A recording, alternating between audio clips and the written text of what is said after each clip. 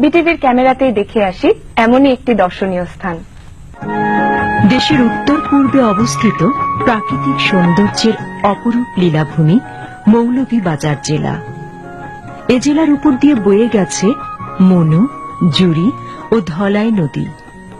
মৌলভীবাজার জেলার উত্তরে সিলেট জেলা, দক্ষিণে ভারতের ত্রিপুরা রাজ্য, পূর্বে ভারতের আসাম রাজ্য এবং পশ্চিমে হবিগঞ্জ জেলা অবস্থিত।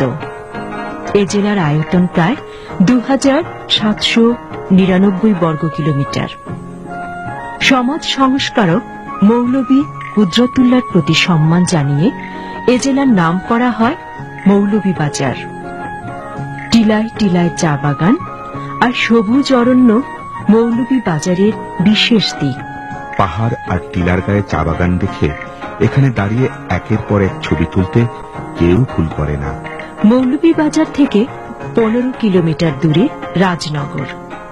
এটা কমলা রানীর দিঘি। কমলা রানীর দিঘির আরেক নাম সাগর দিঘি। রাজনগর ঘিরে রয়েছে চা বাগান, পাহাড়, অরণ্য আর টিলা। রাজনগর থেকে কমলগঞ্জ বেশি দূর নয়। এখানে রয়েছে মণিপুরীদের বাস। জনজীবনকে এরা বৈচিত্র্যময় করে তুলেছে।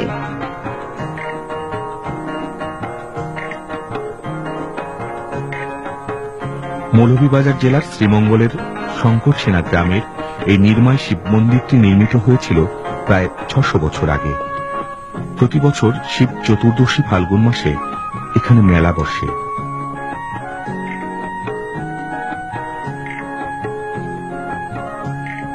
জুড়িতে রয়েছে চা বাগানের ছড়াছড়ি।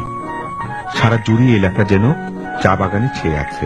বড়লেখার পাহাড়ের গা বেয়ে বনানীর মধ্য দিয়ে হেঁটে উপরে উঠতে গিয়ে ঝিমঝিম শব্দ শুনতে কেউ ভুল করে না। বড়লেখার আকর্ষণীয় স্থান এই মাধবকুণ্ড।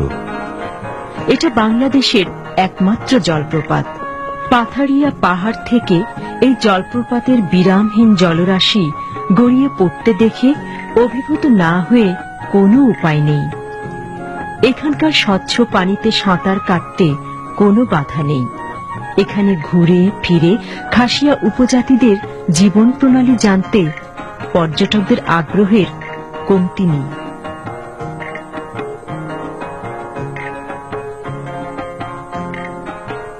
চা বাগান সমৃদ্ধ শ্রীমঙ্গলের মাটি ঢেউ খেলানো।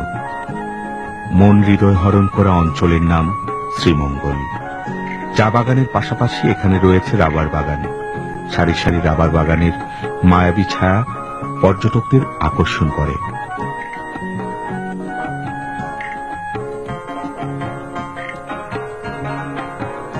শ্রীমঙ্গল থেকে মাধবকুণ্ড যাওয়ার পথে পড়ে এই লাউয়াছড়া বন। জীববৈচিত্র্য মুখরিত লাউয়াছড়ার মায়াবী অরণ্যে এলে যে কাউকে হারিয়ে যেতে ইচ্ছে করে।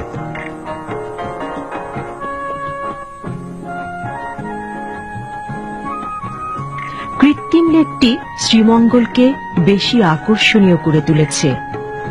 বোটে বেড়ানোর সময় দুকুলে শুধু চা বাগান, টিলা আর অরণ্য। দুচোখ ভরে বাগানের দৃশ্য দেখার প্রবল আনন্দ রয়েছে। বন, টিলা, ঢেউ খেলানো চা বাগান আর জলপ্রপাতের স্নিগ্ধ আহ্বানে প্রকৃতির প্রেমীরা বারবার ফিরে আসে